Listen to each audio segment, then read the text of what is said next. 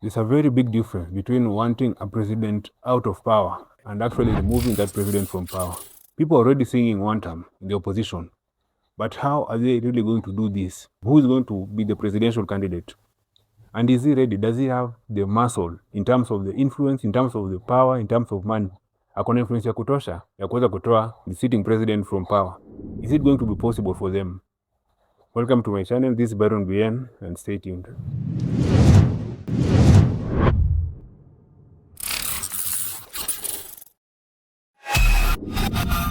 So the first thing tunaangalia hapa is that what advantages that this president have over you who is in the opposition. So the first thing tunajua is that a president akona political visibility. So ni mtu mwenye already anajulikana as a leader who has already led. He already has a track record of leadership. So una compete na mtu mwenye asha achieve kenye unataka kuachieve. Ashajulikana kama mtu mwenye anaweza kushinda. Watu washajua that huyu mtu akona capability ya kuweza kushinda na kuchukua hiyo kiti ya State House. Akona access to machinery ile serikali, the control of the police, the control of the military, whatever power that akonayo in terms of what you can control in the state machinery of Kenya. He already has that with him. And some of the advantages is that whenever he's going out, kuna security guaranteed for him. He can choose to remove the security from you. He can choose also to play unfair. If he maybe decides to send police against you, ama to stop you from doing your rallies, he already has this kind of power. Already akona network yake yenye ameshatengeneza over this period. So the fact that amekuwa president, kuna watu already wamesha affiliate na yeye, wameshajialign na yeye, wameshajipendekeza kwake. Kuna watu pia wanamfuata, hawa watu wanalia tutam, wanasema tutam kila siku. Already wanajipendekeza kwake, wanataka waonekane wazuri. Kuna watu pia wako na hiyo, wana feel that yeye ndiye atashinda, so wanataka kujipendekeza na wajiweke wamsupport despite everything. Hata in his weaknesses wanataka kumsupport na kumpraise. Early stages of when he came into power, there was some issues where he said that when the Gachagua was still part of the government, there were some issues where they were saying that they got MP's offers. Walipata kama pesa imechukuliwa yote na Uhuru na Raila, hakukuwa na kitu yote kwa account. So they were trying to recover that, and because of that Kenya went into a very hard financial time. Nakumbuka pia bei ya unga ilikuwa juu, ikabidi sawa come up na very many things za try to mitigate vitu zirudi zikuwe stable kidogo. And so during that time watu wakasema wewe tudanganya, your promises hazuja fulfill, vitu ulituambia utafanya hujafanya venye ulikuwa unafaa kufanya, hujajifanya in time. Ulisema tukupe time ufanye vitu zako, ujipange, utufanyie kazi na hujafanya bado. In fact kama election ingefanywa let's say maybe a year ago, of course the president angeweza kushinda. From that time up to now, whether wewe ni mtu wa one time ama wa two time, you can see that there's a lot of difference in terms of how people view the president. Wale watu walikuwa wanamchukia sana sio wengi saizi vile walikuwa kitambo. I think he has managed to convince people, and he has managed to try to change, to polish his name during over these months zilizopita. So if you compare maybe some months ama maybe 1 year ago na saizi, utapata there's a lot of difference. I'm managed to convince watu wenye walikuwa wanasema one time, wengi wao sasa wameweza kusema actually the president is starting to work, ama the president actually is working. So whether you hate him or not, or you like him, you have to agree that ile jina ambayo ilikuwa hiyo wakati wa maandamano ya Gen Z, and the kind of hate and the magnitude of hate ilikuwa amongst Kenyans towards the president, right now that is not the case. He is not as hated as he was at that time. So whether you hate him or you like him, you have to agree that ile chuki sio vile ilikuwa kitambo. The second thing is that he has the backing of ODM. Many people were arguing and saying that ODM saizi sio ile chama ilikuwa kitambo, with the death of Raila Odinga and with the current divorce that iko within ODM itself.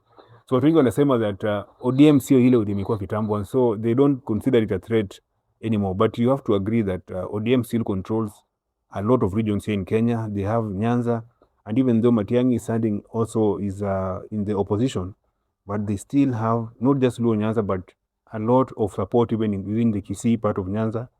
They have support within the Kuria people in Nyanza.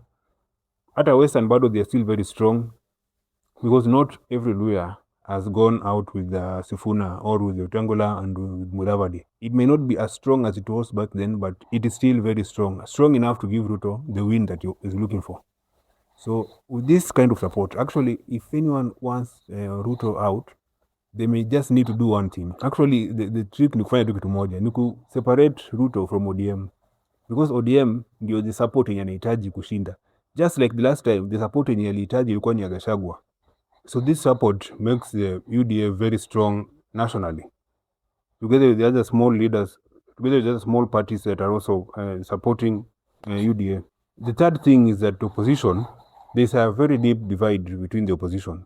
Many people do not agree that Rigathi Gachagua is the leader of opposition. Currently as it stands, there's no one who is stronger in the opposition than Rigathi. Sifuna is anajaribu lakini bado hajafika level ya Rigathi. He's growing very fast. He's actually the fastest growing opposition leader. Lakini level ya Gachagua bado hakuna mwenye amefika within the opposition. And so Gachagua taking that advantage, knowing also very clearly that yeye ndiye ako juu in terms of the numbers, amekuja kuongea na kusema kujaribu control watu vile, according to vile wana complain. Unapata kuna watu wa Jubilee wanasema that we are not being controlled, we will not be controlled by Gachagua. Watu wengi wa Jubilee wamekuwa na hiyo issue, and even other people have been silently complaining that there is some kind of a dictatorship leadership from Gachagua. So wana feel that Gachagua yeye anajaribu tu kucontrol watu na kuambia watu tutakufanya. Yeye ndiye anaona kama yeye ndiye anafaa kuongea. And if you look at it to some extent, it could be right that yeye ndiye anafaa kuongea because yeye ndiye akona the numbers in terms of the votes. But other leaders are feeling that this is unfair because he is overstepping his responsibilities. The other disagreement within the opposition is who is going to be the presidential flag bearer. So currently kuna rumors that Sifuna anaweza kupewa. Initially tulikuwa tunaambiwa ni Kalonzo. Before that tulisikia mambo na Fred Matiang'i. And so imekuwa ikizungusha, imekuwa kila saa we've been hearing some shifting conversations on who is going to be a flag bearer of the opposition. And personally I feel that the flag bearer is still going to remain the same, Kalonzo Musyoka, and then there's going to be Sifuna going as his deputy president, as his deputy. That's what I think is going to be the final arrangement in the opposition. But we are still not very sure. All this in anticipation. But even so, hao wengine wanafeel aje? Hawa kina Matiang'i, wakina Eugene Wamalwa, wakina Martha Karua, are they ready to support someone else as a president?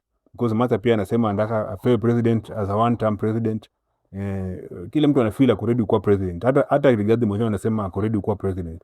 Hatujui kama kuna trust between them because we've seen many cases where we've seen that there's still some kind of disagreement even within those people who are claiming to be the opposition. Mara mingi sana wamekosania vitu kidogo kidogo. Mara mingi tumeona hawaelewani kwa vitu kidogo kidogo. So if they want to remove the president, they have to first start from their own house. Ensure that kila mtu anaongea sauti moja na ensure that wasikosane. Unajua sasa hizi tumeweza kuona the first thing tulipata ni that Gideon Moi alitoka. Gideon Moi alienda akaendorse Ruto as his president and akaenda akajoin the team ya UDA. Second tunapata sasa ndio hiyo tunaona Ndindi Nyoro ameenda akafungua chama yake because he disagreed with Rigathi. This is the lady Wamushomba ama something, Wamushomba, who I think left a while back. And these are people who are very strong and very influential. And tunaona inaendelea kufanyika tu, wanatoka polepole. So we don't know if this will be the same. If they will come back, we are not very sure. And we also don't know if many more are going to leave before the next election, which is going to be happening next year. So hatuwezi sema mingi, lakini we can clearly see that pia opposition, just like tunasikia ya serikali, pia tunajua opposition pia kuna some kind of a divide. So the next thing is on Rigathi Gachagua. Okay, one thing we must admit na tupatie credit is that managed to solidify the whole of Kikuyu nation. Such that now like 75% of the Kikuyus are behind him. They're supporting him. Watu wengi wanasema that akitoka nje kuongea huwa anatetea tu sana, huwa anaongelea tu sana that community like Kikuyus and Merus and Embus. Hapo tu ndio huwa anaongelea that bado haja come out kuongelea the whole of Kenya, what Kalonzo is trying to do, what Raila Odinga was doing. Hajakuja bado kuonekana kama national leader. Asitetee tu haki ya watu huko kwao peke yake, but come out clear na kukua someone who is national, someone who has a vision for the whole of Kenya, not just its region.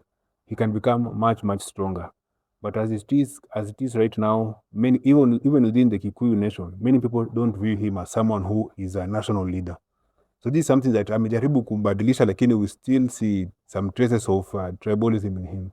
Not tribalism in the bad way, but tribalism in the essence that yeye tu anaongelea one region and one community, one subset ya tribes. Anaongelea tu hiyo watu huko kwao peke yake. So until he changes that, he will still not be positioned. And you see, akiwacha tu maneno huko anze kuongelea the whole of Kenya, he can become a much better leader. He can have a higher influence than what he currently has.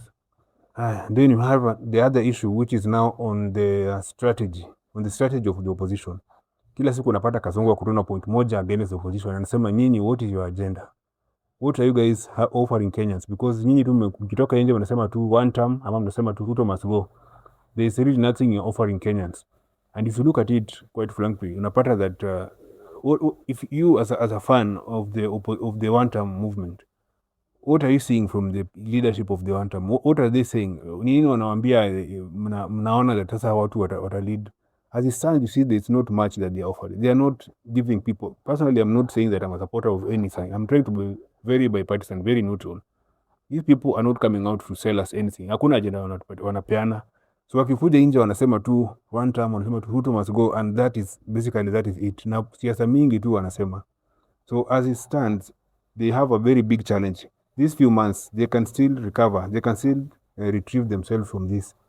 Waanze sasa kuuzia watu sera, because okay, sawa, kuna watu wenye wanasema sawa watapigia Ruto, but pia wanaweza kosa kuwapigia because hawaoni kama nyinyi mnauzia kitu yote ya maana. I do say the last election, one of the biggest things that costed Raila is that many people did not go out to vote because they did not see him as an option or as an alternative to Ruto. And this is going to be the same case with the opposition. If you don't sell yourself, msipoanza kuambia watu nyinyi mnataka kufanya nini, because unajua Ruto alishinda because alikuwa anasema kitu anataka kufanya. Alikuwa anaambia watu okay, fertilizer iko na hii shida, mimi ndawafanyia hivi. Education iko na hii shida, mimi ndafanya hivi. Whatever, businessmen wako na hii shida, mimi ndawafanyia hivi. Tourism iko na hii shida, alikuwa ana offer a solution. But this is the problem. Nyinyi kama opposition hamjakuwa mkioffer any solution. Mmekuwa tu mkisema Ruto must go and one term. So hizi miezi zimebaki kidogo, you can still retrieve yourself by starting to tell people and starting to sell to Kenyans what you guys are offering them. Kama saizi after 2 years tulikuwa tunajudge Ruto based on his promises. Walikuwa nasema umefail because your promises you have not achieved them. So as opposition tutawajudge based on nini? In case mkiweza kushinda na muingie kwa hiyo kiti sasa, mchukue muweze kugawana ministries. So what are you going to judge you? Tunasema aje mmeperform vizuri ama mmeperform vibaya? Lazima tuangalie kitu mlipromise watu, ndio tukae nayo chini tuseme sasa mlipromise 1 2 3 na mmefanya 1 2 3 ama mmefail kufanya this and this and this. But now you people, there's nothing you're saying other than Ruto must go. So the fact that you don't have an agenda is also another weakness on your side, which you can still work on if you are willing to recover. Now, another thing is that not every Kikuyu has abandoned Ruto. There are still some Kikuyus who believe that Ruto is still the presidential candidate. If you look around, you'll still find that Ruto hakupoteza all the friends in Kikuyu land. Many people may defend this and say that hao tu ni marafiki zake wanamdanganya na watakuja tu in the last minute. Ama watamdanganya hata wakiwa na yeye, there is no votes that they will get. Watamsupport na watatoka bila chochote. But you see, the moment he has even just a few friends, that is enough for him to get just a few votes from the region. So remember last time when Raila, it was he was being, the same thing was being said. Tulikuwa nasema tu huyu hata na Kikuyu anamfuata kidogo, hajapata chochote huku kwetu. But you see, at the end of the day, Raila really managed to pull a lot of votes from Kikuyu. Hata kama ilikuwa ni kidogo, but ilimsaidia karibu, ilibaki tu kidogo tu ashinde Ruto. Ama ilibaki kidogo sana ashinde Ruto. And you see, with the few Kikuyu votes, in terms of percentage ilikuwa ni kidogo, lakini in terms of the numbers, alipata votes mingi sana. So you cannot dispute the few Kikuyus that are supporting Ruto, even in the leadership positions. Na useme sasa hao hawana influence yote. There are still some people who are still with Ruto, even though they're not so many. I will not lie, they're not so many, but there are still some few who still feel that Ruto is the person that should lead them. So overall, unapata that among many Kenyans, there is just a perception among many Kenyans that defeating Ruto is a tall order. It's a very, very hard job to do. Many Kenyans agree on this. Other leaders wanasema hivyo. Wengi wanasema that kutoa Ruto huko juu is going to be a very, very hard thing to do by the opposition.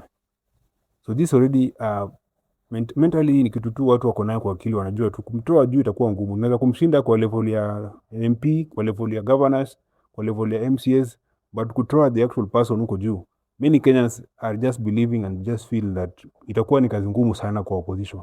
The other thing is that the people who are saying one term, not all of them are supporting the opposition. The young people know, the Gen Z sawa wenye walikuwa wameprotest. not all of them are aligned to the opposition. So unapata that even though they are against Ruto, but they are equally not for opposition. So unless we have some neutral party hapo katikati, they may also not vote. For instance, the greatest advantage that Ruto has is the fact that kuna kutokubaliana kidogo among the opposition, among the general opposition, that is the one term, people who believe in one term, that is including the fans and the leaders.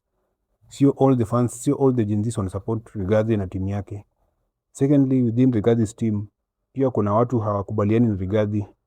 Kuna watu pia wakubaliani. And the third is that once they have officially launched their candidate, waseme sasa candidate wetu ni huyu, will all these candidates who are aligned to the opposition, will all of them agree to support that single candidate? We've already started seeing people like Ndindi Njoro opening their own parties so that they provide alternatives to whoever hata kubaliana na hiyo yao akuje kujoin Ndindi Njoro huko. So there's still a long way to go. We can just anticipate whatever will happen, but even these few months is still a very long time in politics. We never know what may happen. People will still be moving across. Kuna watu watahama kutoka huku waende huku, but let us hope and wait and see.